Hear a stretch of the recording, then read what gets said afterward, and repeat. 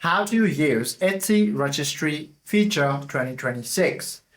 First of all, you simply have to go to the specialized setup at etsy.com/registry. You simply have to initialize your registry by opening any web browser of your choice, then go to or type the Etsy Registry website. Once you find the official website, go ahead and tap on this. From here, you simply have to log into your account and then select your event category. Choose between a wedding registry, baby registry, or a general gift registry, and tap the Get Started option.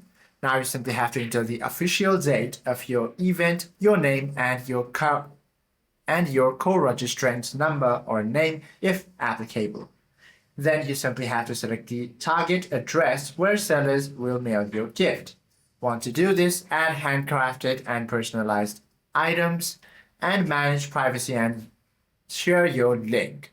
Want to do this, you should be able to use the Etsy registry feature. Hope this video helps you out a lot. If you have any questions or queries, do comment down below.